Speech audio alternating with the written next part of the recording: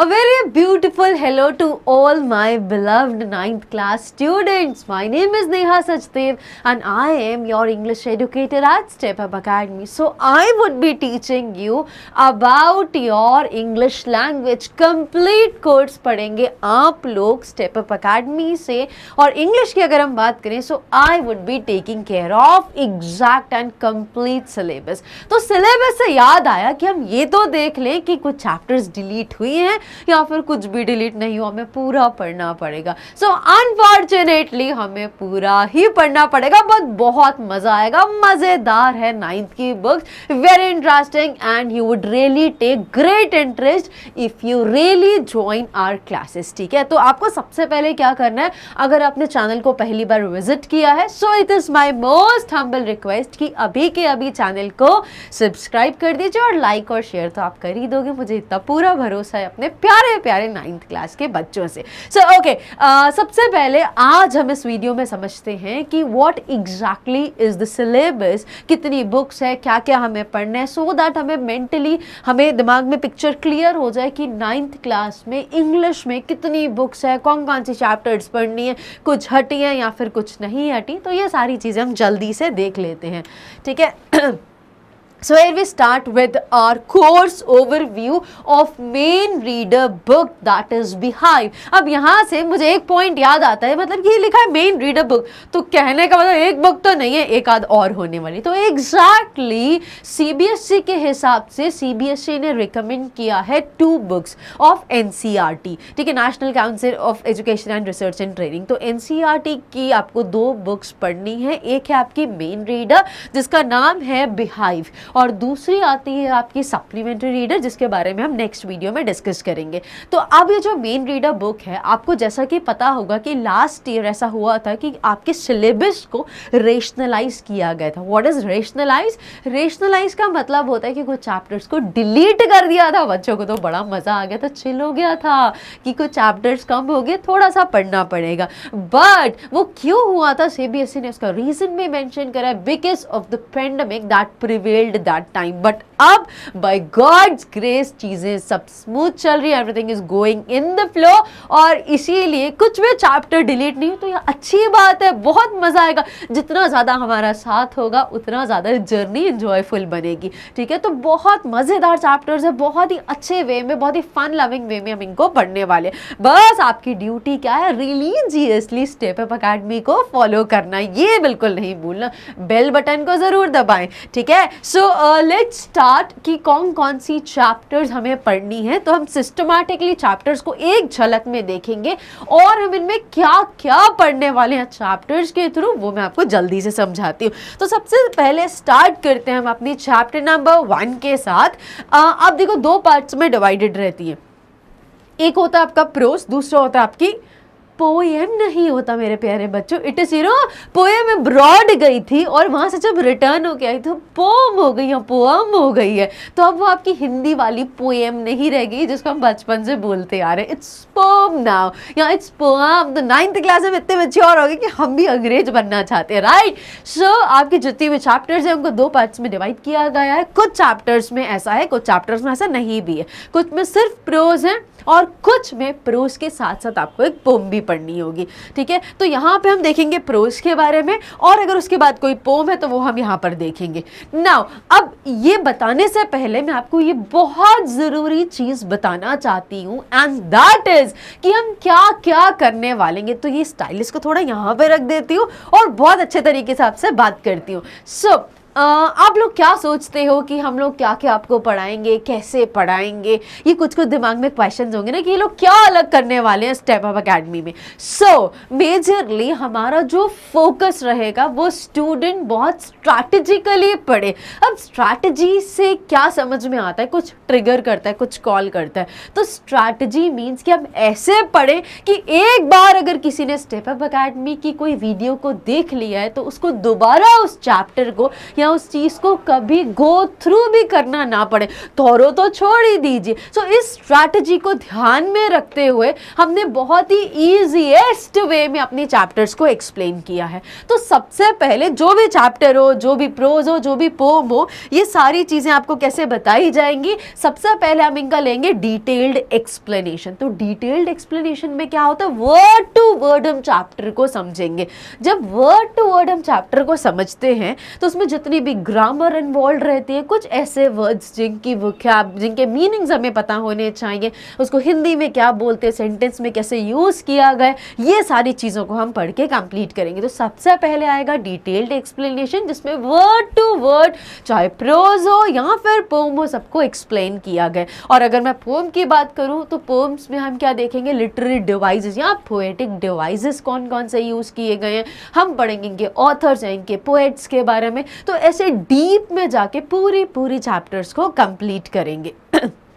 जब detailed explanation complete हो जाएगा, या इसको ऐसा भी बोल सकते हो, word to word explanation of the entire chapter और इंटायर प्रोज, जब ये पूरा डिटेल्ड चैप्टर खत्म हो जाएगा, इसके बाद हम लोग इस पूरे चैप्टर को बहुत ही अच्छे तरीके से समराइज करेंगे, मतलब उसका जिस्ट निकालेंगे, सो दैट कि हम क्विक रिवीजन कर सके what exactly we have understood in the chapter, what we have learned in the chapter. तो डिटेल्ड एक्सप्लेनेशन के बाद आएगा हमारा समरी पोर्शन, और लास्ट में जैसा कि एनसीईआरटी की बुक में दिया गया है कि चैप्टर कंप्लीट होने के बाद कंप्लीट एनसीईआरटी में जो एक्सरसाइजेस दिए उनको डिस्कस करेंगे। तो ऐसे करके जब एक एक चैप्टर्स को और पोम्स को हम कंप्लीट करेंगे तो यहाँ पे हो जाएगी हमारी मेन रीडर बुक खत्म, बहुत ही अच्छे तरीके से।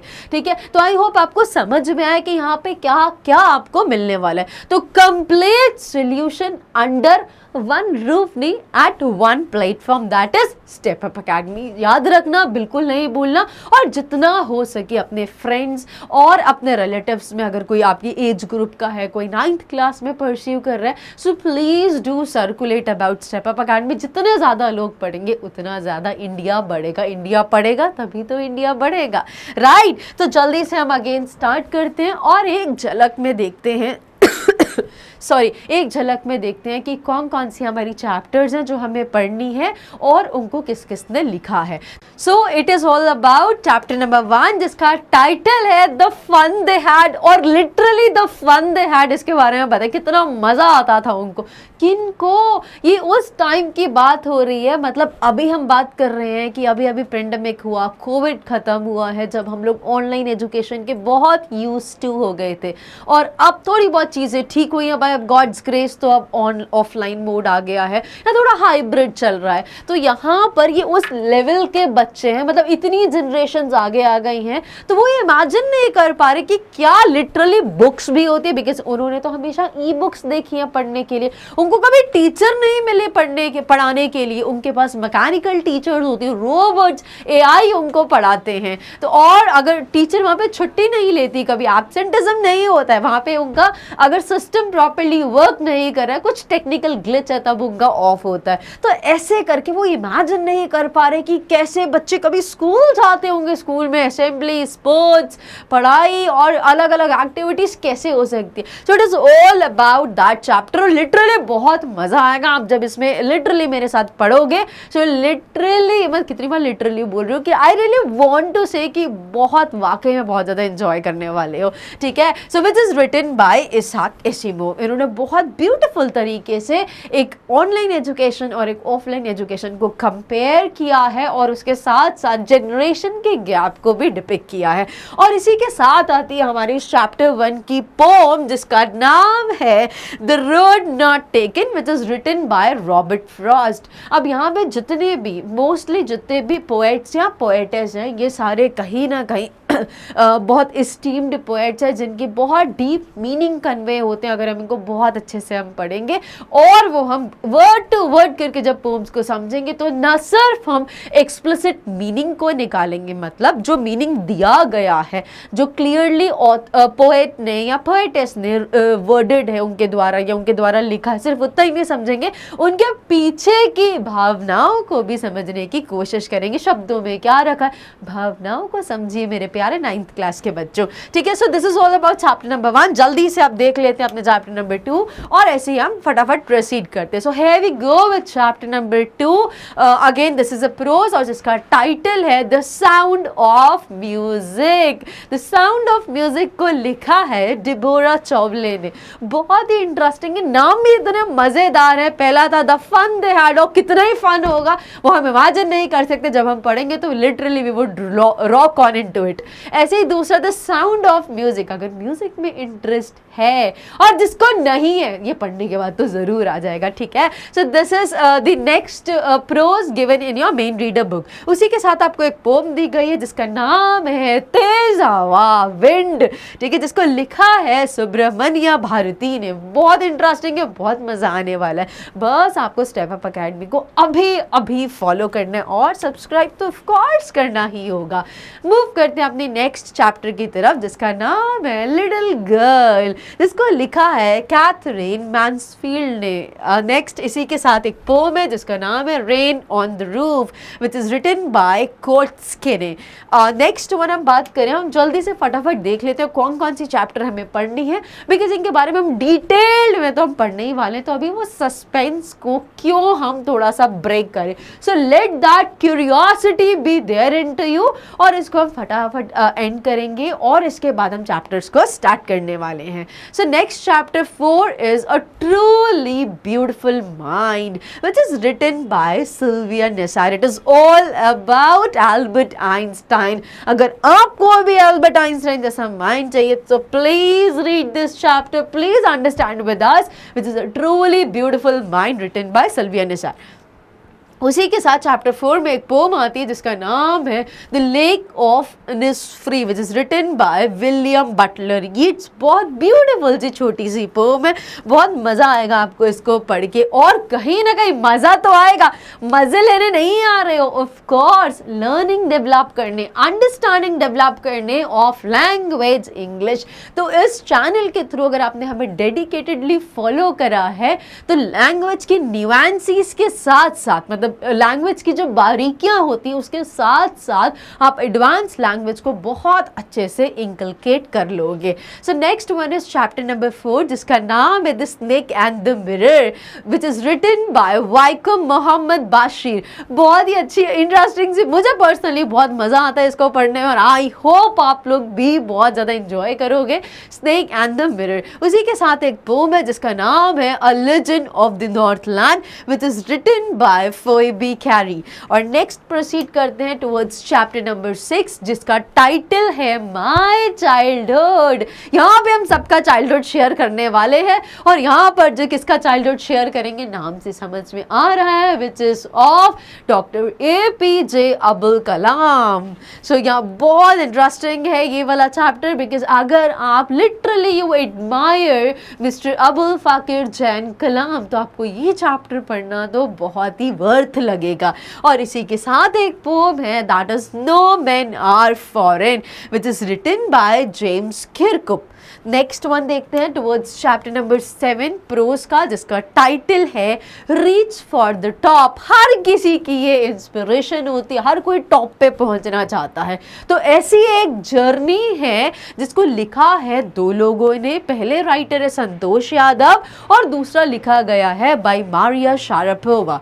उसी के साथ एक पोम है जिसका टाइटल है on killing a tree which is written by Gieve Patel.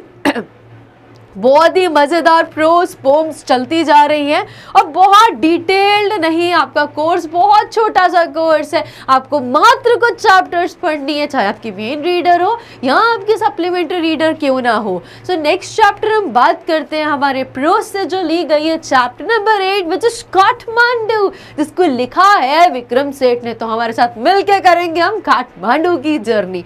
उसी के साथ आती है हमारी एक poem which is a slumber did my spirit seal. How come this possible? हो सकता है, हाँ बिल्कुल हो सकता है, एवरीथिंग इज पॉसिबल, ठीक है, which is written by William Wordsworth. तो अगर आपको समझना है तो प्लीज स्टेप अप एकेडमी को फॉलो करिए। अब आती है हमारे last chapter of class 9, that is chapter number 9 जिसका नाम है काश मैं आप होती, इफ आई वर यू। मैं तो लिटरली रिक्वेस्ट कर रही हूँ, this is my prayer to God कि मैं फिर से 9th में चली जाऊँ और मुझे नेहा मैम मिल जाए इंग्लिश पढ़ने के लिए, तो वाह कितना मजा आ जाएगा इंग्लिश में तो, ठीक है। बट ऐसा नहीं हो सकता, it's just wish, it's just a desire.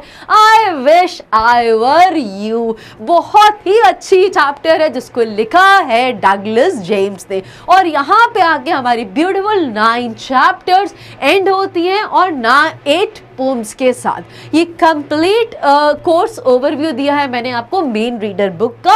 हमसे जुड़े रहिए, फॉलो करिए। नेक्स्ट वीडियो में हम आपको बताएंगे about supplementary book for class 9, that is moments. Magical moments है क्या कोई वो? तो चलिए जल्दी से देखते हैं क्या है। बट अभी की वीडियो यहीं पे एंड करते। Do follow me Neha Sachdev for understanding complete course of 9th class. So आज की बात यहीं पे खत्म करते हैं, फिर मिलेंगे नेक्स्ट टाइम नेक्स्ट सेशन में। Thank you very much for watching.